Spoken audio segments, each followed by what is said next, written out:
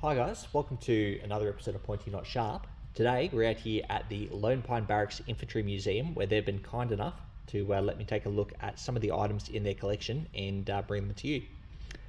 So what we have here today is something really special. It may look like an ordinary L1A2 bayonet, but if you have a closer look, the muzzle ring is much larger than normal. So what this is, it's actually a trials L1A2 bayonet for the F88 rifle.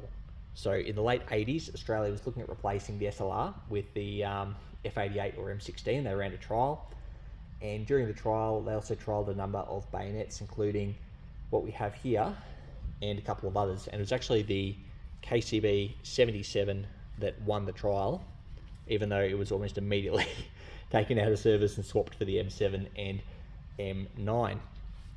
So the L1A2 was what they were previously using on the SLR, and for the trial they just adapted the muzzle ring to make it fit onto the F88, and I wouldn't be surprised if there was also a modification to the mortise. We'll have a look at a regular L1A2. Possibly, I can't really tell. Maybe there was, maybe there wasn't. So, as previously stated, this is just a regular Australian L1A2 bayonet, which is exactly what we have here, except they've added a larger muzzle ring to it. So as you'll see here, the muzzle ring, significantly larger. It's actually a 22mm muzzle ring, which is the standard diameter of pretty much all NATO rifles muzzles. The reasons for that is it's actually a STANAG, a standardized agreement that all NATO rifles will have a 22mm muzzle, so they can all use interchangeable rifle grenades. As a result, all NATO bayonets seem to have a 22mm muzzle ring.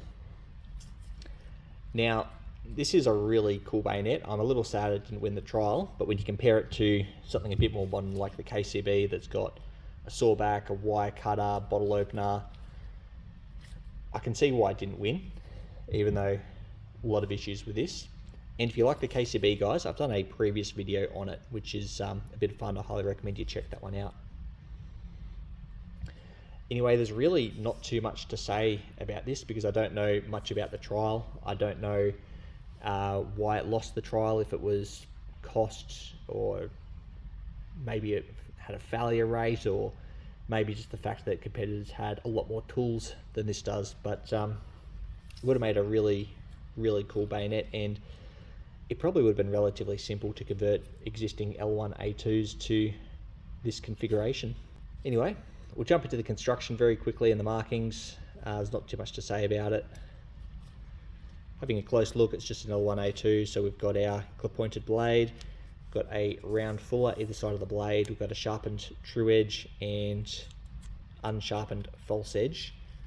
Moving down to the cross guard, nice big 22mm muzzle ring, and then we've got a hole on the opposite end here. I don't know why, but I've been told over the years it's possibly for attaching to a stick as a spear or something like that, but I don't know, maybe to make it lighter.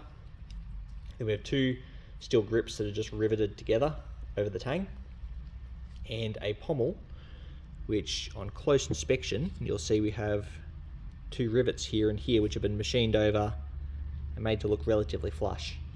That's the difference between the initial L1A1 and L1A2. The L1A1 was heat shrunk on, while the L1A2, which what the Australians used, was riveted on.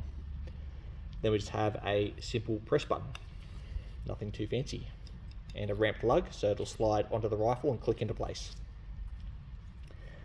These notoriously don't have any markings on them. This one does have some markings on the ricasso, but this is a museum exhibit and that's one of their old reference numbers from back in the day.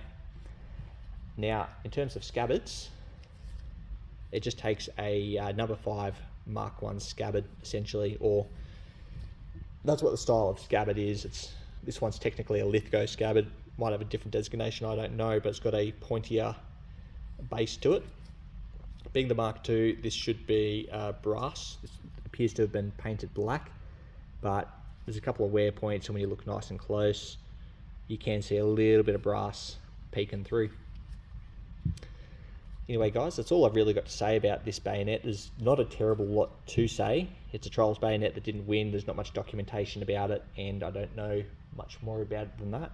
That's all I've really got to say, and thanks for watching.